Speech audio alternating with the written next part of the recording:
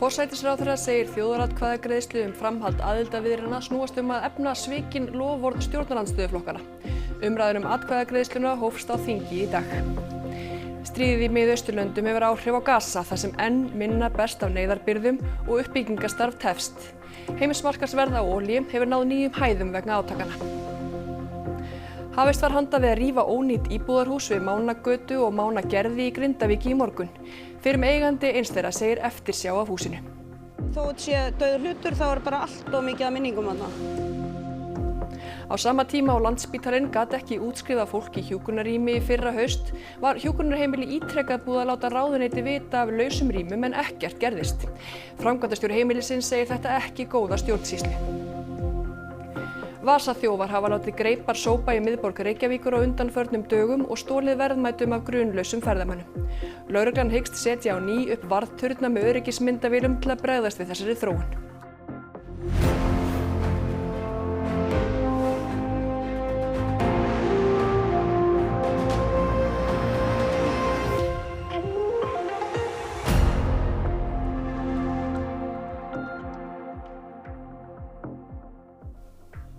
Komið í sæl. Umræða fyrirhugaða þjóðaratkvæðagreiðslu áframhaldandi aðildarviðræður við Evrópusambandið hófst á Alþingi í dag. Magnús Geir Eyjólfsson hefur fylgst með gangi mála á þinginu í dag. Ja, Magnús Geir, hvernig miðar umræðunni? Henni miðar í raun hægt því utanríkisráðherra gat ekki mælt fyrir tillögunni fyrr en á 7. tímanum því það fóru drjúgar umræður í fundastjórn forseta. Þá komu stjórnarandstæðingar upp í röðum og gagnrýndu fyrst og fremst samráðsleysi, sérstaklega að tillagan hafi ekki verið borin undir utanríkismálanefnd áður en mælt var fyrir henni á þingi. Vildu þau meina að svona lögum samkvæmt þá eigi að bera öll meiriháttar utanríkismál undir nefndina og var sérstaklega fundið að því að utanríkisráðherra hafi ekki enn komið fyrir nefndina. Utanríkisráðherra svaraði því til að í þessu tilfelli væri innanríkismál að ræða því máli snúist fyrst og fremst þjóðaratkvæðagreiðslu. Og í raun þá var ekki til betra samráð en einmitt þjóðaratkvæðagreiðsla. Það fékk svo sem engin niðurstaða í það mál en mitt á milli karps fundastjórn forseta þá var óundirbúinn fyrirspurnatími. Þar beindust allar fyrirspurningar að forsætisráðherra og þær snéru allar að sama málinu, Evrópusambandinu. Það algjörlega án nokkra fordæma einhver þjóð ætli að sækja aðild að Evrópusambandinu þegar ekki samstaða það á þjóðþingi þeirra landa. Það liggur fyrir að stór hluti, jafnvel meiri hluti þjóðarinnar, myndi sárna það að gangi inn í Evrópusambandið. Stórum hluta, þótt að jafnvel það væri ekki meiri hluti, en stórum hluta þjóðarinnar myndi sárna það. Telur hæstv. Forsætisráðherra það til þess vinnandi samt sem áður að fara í þessa vegferð upp á slík býtti. Og þessir 3 flokkar, þessi stjórnarmeirihluti að efna hér svikið loforð meðal annars flokks háttvirts þingmanns á sínum tíma og flokka annarra sem hér sitja í minnihluta og eiga nú erfitt með að horfa upp á það að þjóðinni sé veitt rödd í þessu máli. Magnús Geir, þú segir þetta var lengi í gang en umræðan hófst svo á 7. tímanum og hvernig fór umræðan af stað? Þorgerður Katrín utanríkisráðherra, hún mælti fyrir tillögunni og svona kjarninn í hennar framsögu var kannski í raun sá sami og á föstudaginn þegar tillaga var kynnt að það væri kominn tími til að þjóðin fá útkljást þetta áratuga gamla deilumál. Það sé ólíkt því sem stjórnarandstaðan heldur fram margt að semja. Auðlindamálin verði sett í forgang og hún muni aldrei skrifa undir samning sem þjónaði ekki hagsmunum Íslands. Það þarf ekkert að koma rosalega óvart að þá voru ekki allir í salnum sem tóku undir það og það þarf heldur ekki að koma óvart að umræðan hefur kannski fyrst og fremst snúist ESB-aðild, hvað hún felur í sér og hvað ekki, en minna sjálfa þjóðaratkvæðagreiðsluna sem framundan er. Mér þykir ekki sæmandi fyrir íslenskan utanríkisráðherra að þykjast vera alveg út á þekju hvað felst í Evrópusambandsaðild og vera bara forvitin að langa að komast að því hvað felist í aðild að ESB. Á hæstv. Ráðherra með full og varanleg yfirráð Íslands yfir auðlindum. Virðulegi forseti, svarið við síðustu spurningunni já. Bara þannig að ég svari spurningunni strax. Ættum við ekki fyrst að vita á hvaða forsendu viðræður eiga að byggja á, hvar mörkin liggja, áður en þjóðin spurð næsta skref? Hvernig getum við spurt þjóðina með öðrum hætti en nú með því sem lagt upp með hér að nákvæmlega þessu? Hvað fæst hér? með aðildarsamningi umfram EES. Hvernig getum við öðruvísi komist að þessu? Já, þarna sáuð forsmekkina því sem koma skal. En þið eru hérna hjá mér 2 þingmenn sem hafa fylgst með umræðunni í dag. Dagur, hvernig finnst þér þessi umræða að fara af stað? Ég er svo sem glaður og við, en það er ákveðin vonbrigði að flokkarnir á Alþingi sem meira að minna allir hafa lofað kjósendur því á einhverjum tímapunkti að efna til atkvæðagreiðslu framhald aðildarviðræðna hafi ekki getað svona farið upp úr skotgröfunum og hafið sig og staðið við það. Því að skilaboðin til okkar í þingsalnum og almennings frá stjórnarandstöðunni er að samningur við ESB sé eins og bók sem þú meir ekki lesa eða ferðalag sem þú meir ekki fara í eða upplýsingar sem þú meir ekki sjá. Það er eitthvað svona, við erum að reyna að gera einhverja grílu úr ESB og hræða fólk frá því að fara bara í þetta ferli, sjá hvað kemur út úr því og taka síðan afstöðu til samningsins þegar hann liggur fyrir. Diljá, viljið þið ekki að þjóðin fari í ferðalag? Ég er miklu jákvæðar en Dagur, en það er auðvitað svolítið skrítin staða að vera hérna í þinginu að ræða hérna aðild að ESB þegar það er ekki þingmeirihluti fyrir því. En það er þó mikilvægt að fyrst að þetta máli komið að dagskrá engu að síður að vera ræðum þetta máli efnislega. Hvað felist í aðild að ESB þrátt fyrir að bæði forsætisráðherra og utanríkisráðherra hafa reynt að bægja því frá sér í dag. Það ættum ekki að vera að ræða hvað felst því að vera í ESB. Málið kemur í þína nefnd, utanríkismálanefnd. Hvernig sjáu þið ykkur bara framgang þessum máls? Hvenær sjáu þið getið klárað þetta? Já, það er erfitt að segja. Það er gríðarlega mikil vinna fyrir höndum og mikilvægt að hún fari vel fram og við höfum haft að því dollar ágjör svona með tilliti til þess hvernig vinnan hefur verið í nefndinni í vetur og höfum til reynt að undirstrika það í dag að það verði viðhöfð vönduð og heiðarleg vinnubrögð hér í þinginu. Dagur, hverjar viljið þið í meirihlutanum að þetta mál verði afgreitt? Það er bara að teka þann tíma sem það þarf en vonandi ekki meiri tíma en svo að það verði ekki farið í eitthvað málþóf. Ég heldur skuldum þjóðinni það öll að vinna bara vel að þessu en kjarnin er að þú veist, þetta er eitt af þeim málum sem snýra því hvernig bara velferð og hagur okkar allra verði til framtíðar og atvinnulífsins og framtíð barnan okkar. Þannig að megin málið er að fólk fái að segja sitt og hafa úrslita áhrif á framhaldið. Takk fyrir það. Já, eitt sem er allavega nokkuð ljóst að það verður rætt hérna langt fram á kvöld enda vel á 3. tug á mælendaskrá og svo verður þráðurinn væntanlega tekinn aftur upp á morgun. Takk fyrir þetta í bili, Magnús Geir Eyjólfsson á Alþingi. Og í kastljósi kvöldsins verður áfram fjallað Evrópumálin. Þar verða til viðtals alþjóðastjórnmálafræðingarnir Vilborg Ása Guðjónsdóttir og Maximilian Konrad. Og Bergsteinn Sigurðsson, þið verðið á sömu nótum í silfri kvöldsins, ekki rétt? Já, við segjum ekki skilið við þessa hita umræðu því við fáum fulltrúa allra flokka á þingi til okkar. Hingað koma Ásthildur Lóa Þórsdóttir, Guðmundur Ari Sigurjónsson, Guðrún Hafsteinsdóttir, Lilja Dögg Alfreðsdóttir, Sigmundur Davíð Gunnlaugsson og Þorgerður Katrín Gunnarsdóttir. Koma öll í silfrið strax á loknu Kastljósi. Þá snúum við okkur að öðrum fréttum. Stríðið í Mið-Austurlöndum hefur mikil áhrif á íbúa Gaza sem enn draga fram lífið í ólífvænlegum aðstæðum. Mannúðaraðstoð er hætt að berast og illa gengur að hreinsa rústirnar sem þekja landið. Íbúar óttast að stjórnvöld í Ísrael finni í stríðinu átilli til þess að halda áfram árásum á Gaza.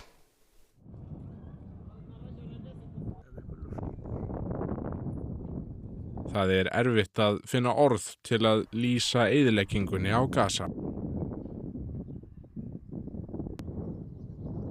مجرد ما يمشي البني آدم في الشارع يعني بشوف الدمار وبشوف الخراب نفسيته بتتعب مش متأملين يصير أعمار سريع لا فيش أمل. Það ekki bara uppbyggingin sem gengur hægt og illa. Eftir að stríðið braust út hefur Rafa landamærastöðinni verið lokað, einu tengingu Gaza við umheiminn sem liggur ekki að Ísrael.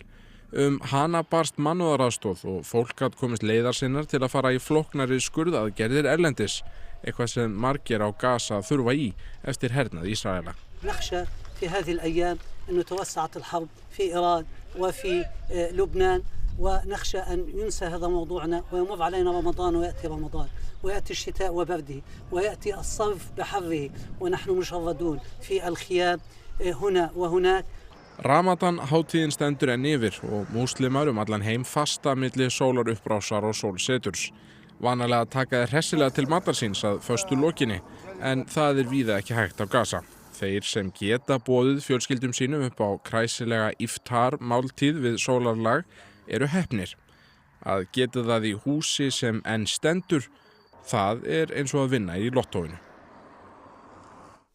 Og stríðið hefur áhrif víðar en á Gaza því heimsmarkaðsverð olíu hefur náð nýjum hæðum. Eins og sést hér rauk verðið upp fljótlega eftir að stríðið hófst og tunnan af hráolíu fór nýverið upp fyrir $100 markið. Þetta var staðan miðjandag í dag og svo hátt hafði það ekki verið síðan mitt ár 2022. Við sjáum hér verðið rjúka upp snemma það ár þegar Rússar réðust inn í Úkraínu.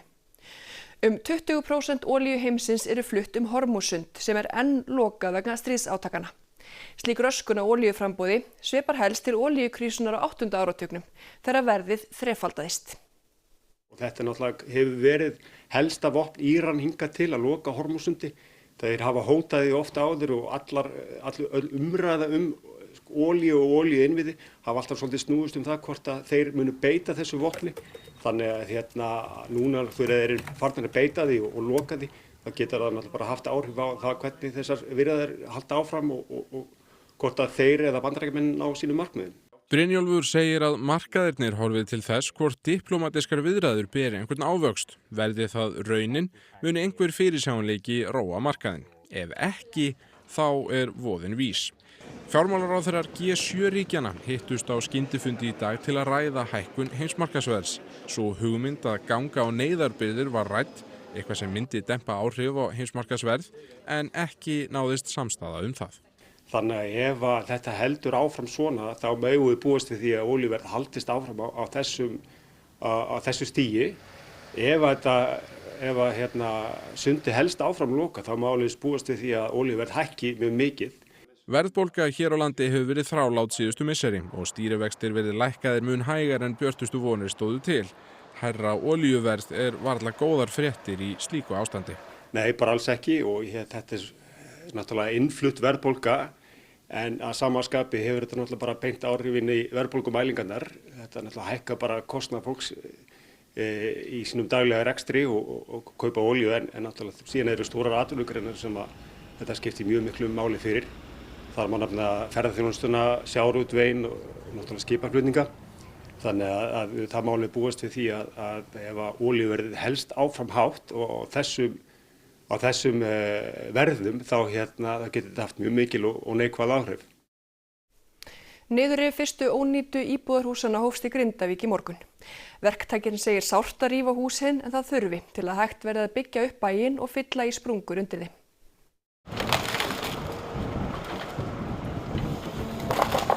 Tugir íbúðarhúsa í Grindavík hafa verið metin gjörónýt. Mánagata 21 eitt af þeim fyrstu sem rifið.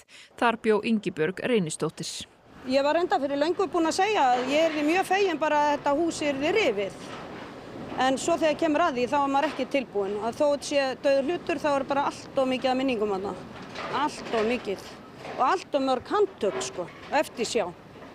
Í bara samfélaginu og öllu hérna, ekki bara í húsinu en. Hún keypti húsið fyrir 35 árum og bjó í því þar til Grindavík var rýmt í nóvember 2023. Ég kaupi þetta 1991 með fyrrverandi mannum mínum og hér fæðast börnin okkar og þeirra æskuheimili. Og hér ætlaði ég að vera allavega svona 7-10 ári viðbót en það hafðist ekki. Vinna við niðurrif fyrstu íbúðarhúsanna hófst í morgun. Áætlað að rífa húsið hennar Ingibjargar, Mánagötu 19 sem húsið sem stendur við hliðina á og Mánagerði 2. Sem í götunni fyrir ofan. Áður hafði hluti hjúkrunarheimilsins verið rifinn og gróðurhús Bíó-effekt. Við erum að byrja hérna í niðurrifum á húsum sem auðvitað partur af uppbyggingu Grindavíkur. Það að byrja að rífa svo við getum byggt upp og gert sprungur undir þeim og svo bara byggja upp. Það var sem alltaf sárt að vera að rífa þessi hús, það alveg þannig en þá verðum við bara að gera þetta til að geta haldið áfram. Húsin sem þarf að rýma eiga það sameiginlegt að liggja á eða við sprungu sveima í bænum. Áformað að rífa hátt í 40 ónýt hús. Enda hef ég ekki notað því svona, ég get ekki búið í því og þannig að, en sárt það samt. Það virkilega sárt að missa svona heimili sitt og vera ekki tilbúin í það. Þetta eina niðurstöðunum til þess að sé hægt að byggja upp að þá verða svona hús að víkja. Talandi uppbyggingu í Grindavík þá áforma hjón í bænum að opna þar matvöruverslun í vikunni. Ég að fylla hillur. Það að reyna að opna búðina á næstu dögum sem fyrst. Þannig að við erum bara svona að leggja loka höndina á þetta. Búðin verður á Víkurbraut og kallast Víkurval. Í Grindavík hefur ekki verið matvörubúð frá rýmingu. Það vantar búð Alveg nauðsynlegt að hafa eitthvað til að geta bjarga sér á. Það bara mjög gaman. Það mjög gaman að vera partur af uppbyggingu sem að mér finnst þetta að vera partur af því. Leggja ykkur að henda á það. Það hjálpa til. Þegar hluti af málefnum aldraðra var fluttur úr heilbrigðisráðuneytinu og í félags- og húsnæðismálaráðuneytið, jókst flækjustigi til muna, segir framkvæmdastjóri hjúkrunar- og dvalarheimilisins Brákarhlíðar í Borgarnesi. Afgreiðsla erinda tafðist og hjúkrunarrými stóðu tóm á meðan. Á meðan fólk liggur fast á Landspítala því ekki hægt að útskrifa það, því ekki eru til laus hjúkrunarrými, gengur lífið sinn vanagang á hjúkrunar- og dvalarheimilinu Brákarhlíð í Borgarnesi sem sjálfseignarstofnun. Það svo yndislegt að ég bara á ekki orði yfir það. Þetta svo gott að vera hér. Ég nú ættu hérna á Borgarfirði og mér fannst bara strax þegar ég kom hingað, hér átti ég heima. Nú ég heima. Mikill tími framkvæmdastjóra fer í að ganga á eftir svörum úr stjórnsýslunni, ekki síst eftir að ríkisstjórnin breytti skipan öldrunarmála í mars í fyrra. Heilbrigðisráðuneytið með hjúkrunarrými á sinni könnu. Félags- og húsnæðismálaráðuneytið með dvalarrými, mennta- og barnamálaráðherra stjórnar byggingu hjúkrunarheimila en ábyrgðin hjá félags- og húsnæðismálaráðuneytinu. Heilbrigðisráðuneytið sér sérhæfð dagdvalarrými en almenn dagdvalarrými eru hjá félags- og húsnæðismálaráðuneytinu. Þessi gjörningur að flytja umsýslu dvalarrýma yfir í félags- og húsnæðismálaráðuneytið, hvaða tilgangi þjónar það þegar upp staðið vegna þess að við höfum svo sannarlega fengið að finna fyrir þessu flækjustigi. Af því engin biðlisti eftir dvalarrýmum hefur Brákarhlíð lengi reynt að semja við ríkið að fá að breyta þeim í hjúkrunarrými. Í febrúar í fyrra voru 58 rými í Brákarhlíð, þar af 17 dvalarrými og 41 hjúkrunarrými sem eru helmingi dýrari. Síðast óskaði Brákarhlíð eftir viðræðum í maí. Á fundi í júlí var hugmynd tekið vel og svör boðuð í ágúst-september. Brákarhlíð ýtti á eftir mánuðum saman og ráðuneytið sendu boltan sín á milli. Í desember var svo samþykkt að 10 dvalarrými yrðu hjúkrunarrými, ekki komið svar þau 7 sem út af standa. Í þessum samskiptum öllum þá lét Brákarhlíð vita í september að þar væri eitt pláss laust og svo lét hún aftur vita þegar annað pláss losnaði í október. Á sama tíma var Landspítalinn í stórkostlegum vandræðum með að útskrifa fólk. En það var ekki fyrir en 12. desember að ráðuneytin tóku loksins ákvörðun að það mætti nota rýmin sem það voru búin að vera laus í 3 og 2 mánuði. Mér finnst tímanum illa varið. Þetta eitt hjúkrunarheimili sem að standa í þessu stappi en ég þykist nú vita að það séu nú ansi mikið fleiri. Þetta getur alltaf talist góð stjórnsýsla? Nei, mér finnst þetta bara alls ekki góð stjórnsýsla og ég bara vona að við getum öll lagst á eitt með það að reyna að einfalda þetta og búa til skýra verkferla. Ef að þeir eru fyrir hendi þá í það minnsta eru ekki að virka. Á næstu vikum verður kosið sameiningu Árneshrepps og Kaldraneshrepps sem eru 2 af 5 fámennustu sveitarfélögum landsins. Á íbúafundum í dag ræða strandamenn kosti og galla sameiningar. Greta Sigríður Einarsdóttir á Drangsnesi þar sem íbúafundur hefst innan skamms. Greta, hvað brann á íbúum Árneshrepps varðandi sameininguna? Það var ýmislegt sem brann á þeim vegna þess að fundurinn þar stóð í næstu 3 tíma og íbúar Árneshrepps höfðu ýmsar spurningar. Eins og gefur að skilja með sameiningar þá eru íbúar minna sveitarfélagsins hafa áhyggjur af því hvort þeir missi spón úr sínu maski, hvort að þjónusta innviðir störf hverfi úr sveitarfélaginu yfir í stærri byggðakjarnar sem í þessu tilviki Drangsnes sem er í Kaldraneshreppi. Og þeir veltu líka fyrir sér hvað þeir fá í staðinn af því að sveitarfélagin eru bæði tiltölulega vel sett fjárhagslega. Það skólasel í Árneshreppi sem rekið í samstarfi við grunnskólan á Drangsnesi og það ekki mörg störf á vegum hreppsins en það munar hvert og eitt í fámennum sveitarfélögum. Íbúar þar veltu líka fyrir sér hraðanum á sameiningaviðræðum en það kom fram að það hefði gengið hratt fyrir sig þar sem að rekstur sveitarfélagana væri þegar samofinn en líka að hraðin væri vegna þess að það hefði verið sett það markmið að ná þessu fyrir sveitarstjórnarkosningar. Það kom einnig fram að einn af hvötunum fyrir sameiningunni að innviðaráðherra hefur lagt áherslu á sameiningar og hafði sett fram hugmyndir að setja kröfu lágmarks íbúafjölda í sveitarfélögum, en hann hefur reyndar nýlega fallið frá þeirri kröfu. Það þó enn í gildandi sveitarstjórnarlögum tekið fram að æskilegt sé að það séu minnst 1000 íbúar í hverju sveitarfélagi. Hjá mér Finnur Ólafsson, oddviti í Kaldrananeshreppi. Finnur, hvernig slóð þig afstaða Árneshreppinga? Ég var bara mjög ánægð með það samtal sem við áttum þar. Við í samstarfsnefndinni vorum náttúrulega bara að kynna okkar álit og hvernig við sjáum hlutina fyrir okkur. Núna erum við að fara að kynna hér eftir skammastund sama álit til íbúanum í Kaldrananeshreppi.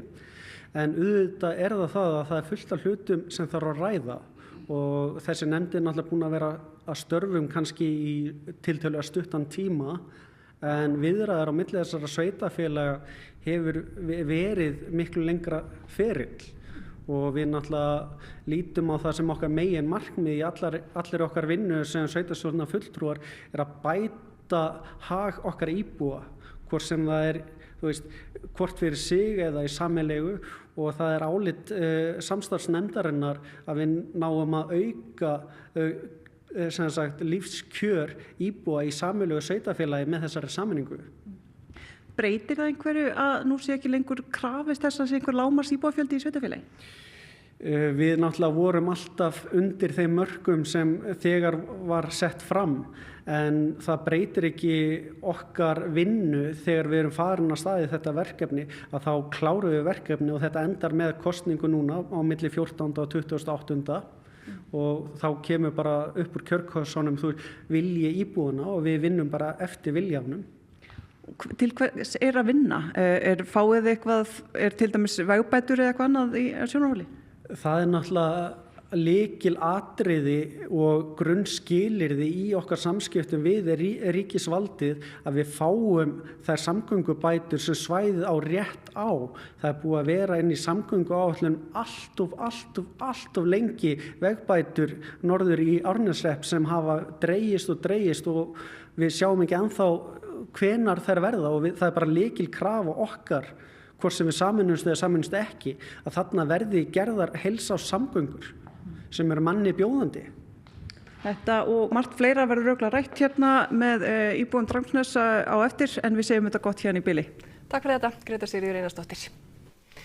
Vasaþjófar eru aftur byrjaðir að herja á fólk í miðborg Reykjavíkur og tilfellum hefur farið fjölgandi á síðustu dögum. Lögreglan hyggst setja á ný upp varðturna með öryggismyndavélum til að sporna við þessari þróun. Bylgja vasaþjófnaðar gekk yfir landi í fyrra og náði hámarki í sumar. Þjófarnir létu greipar sópa á vinsælum ferðamannastöðum, aðallega í Reykjavík og Suðurlandi. Oftast voru það erlendir ferðamenn sem urðu fyrir barðinu á þessum þjófum. Á síðustu dögum hefur tilfellum farið fjölgandi á ný, aðalega við Hallgrímskirkju, Skólavörðustíg og Laugaveg. Við erum að vara við þessum þjófum sem eru núna á ferðinni á þessu svæði. Þetta eru 10 tilfelli sem við erum búin að fá núna síðustu daga frá 5. mars síðastliðnum. Er það ekki óvenju mikið? Jú, það er svona stór hrina sem er að koma inn núna og við þurfum að bara vera vel á varbergi núna næstu daga og kannski fram í næstu viku. Hafa einhverju verið handteknir? Nei, ekki enn sem komið er. Lögreglan telur líklegast að þetta séu erlendir þjófar, en dæmir að fólk hafi komið hingað til lands gagngert í þeim tilgangi að stunda hvers konar þjófnað. Þeir beiti svipuðum aðferðum og áður. Já, þeir beiti þeirra aðferð að þeir koma hliðið aftan af fólki og þykjast vera hluti á hópnum. Þeir var ljósmynda og svoleiðis og meðan þeir eru að tína hlutina af fólki. Þeir steli peningum, greiðslukortum og öðrum lausum hlutum. Oftast eru þetta myndavélar, veski, kort og svoleiðis. Við erum ekki alltaf að koma með hvað háa fjárhæðir að ræða hjá þeim sem hefur verið stolið af. Í fyrra voru settir upp varðturnar með öryggismyndavélum í miðborginni til að sporna við vasaþjófnaði. Þeir voru teknir niður í lok sumars, en lögreglan hyggst setja þá upp á ný. Þeir koma mjög góðum notum fyrra og við upplýstum nokkur mál með varðturnunum. Þannig að það má alveg reikna með því að við notum það sömu aðferð núna. Ný miðstöð fyrir farþega skemmtiferðaskipa við Viðeyjarsund heitir Vör. Þetta er niðurstaða úr nafnasamkeppni meðal almennings. Tæplega 3.400 tóku þátt í henni og sendu inn rúmlega 6.000 tillögur. Í tilkynningu Faxaflóahafnar segir að aldrei hafi fleiri tekið þátt í slíkri keppni hér á landi. Af þeim sendu 115 inn tillögu nafnið Vör. Rökstuðningur nokkurra umsækjenda þótti bera af og hlutkesti var varpað milli þeirra hver sigraði í samkeppninni. Vör tekur við fyrstu farþegum skemmtiferðaskipa í vor og frá haustinu á líka að nota miðstöðuna undir veisluhöld og samkomur. Það var veðri. Sunnan og suðvestan 8 til 15 á morgun og dálitlar skúrir eða él en styttir upp á norður- og norðausturlandi. Lægir seinni partinn og kólnar heldur en gengur í norðaustan 10 til 18 og norðanverðum Vestfjörðum með snjókomu eða slyddu. Allt veðrið að loknum íþróttafréttum. Snorri Steinn Guðjónsson landsliðsþjálfari karla í handbolta valdi í dag 19 leikmenn fyrir 2 leiki gegn Svíþjóð hér á landi í næstu viku. Fyrstu leikina síðan Ísland komst í undanúrslit EM í janúar. Bara mikið tilhlökkun að kannski eftir EM sérstaklega að spila heima og gegn svona sterku liði, það verður mjög gaman. Arna Sigríður Albertsdóttir þreytir frumraun sína á vetrarólympíumótinu í Mílanó og Cortina í fyrramálið þegar hún keppir í sprettgöngu. Ég ætla að gera mitt besta og eiga góðan dag í brautinni. Og úrslit riðust í risasvíi á ólympíumótinu í dag var keppt í 3 flokkum karla og kvenna. Íþróttir eftir andartak. Og það helst í þessum fréttatíma að forsætisráðherra segir þjóðaratkvæðagreiðslu framhald aðildarviðræðna snúast að efna svikin loforð stjórnarandstöðuflokkana. Umræða atkvæðagreiðsluna hófst á þingi í dag. Stríðið í Miðausturlöndum hefur áhrif á Gaza þar sem enn minna berst af neyðarbirgðum og uppbyggingarstarf tefst. Heimsmarkaðsverð á olíu hefur náð nýjum hæðum vegna átakanna. Hafist var handa við að rífa ónýtt íbúðarhús við Mánagötu og Mánagerði í Grindavík í morgun. Fyrrum eigandi eins þeirra segir eftirsjá af húsinu. Þó þetta sé dauður hlutur þá bara allt of mikið af minningum þarna. Á sama tíma á Landspítalinn gat ekki útskrifað fólki í hjúkrunarrými fyrra haust var hjúkrunarheimili ítrekað búið að láta ráðuneyti vita af lausum rýmum en ekkert gerðist. Framkvæmdastjóri heimilisins segir þetta ekki góða stjórnsýslu. Það var þetta upptalið í okkur að koma að íþróttum, veðri, kastljósi og silfrinu. Takk fyrir samfylgdina á öllum okkar miðlum þar sem af er degi. Verið sæl.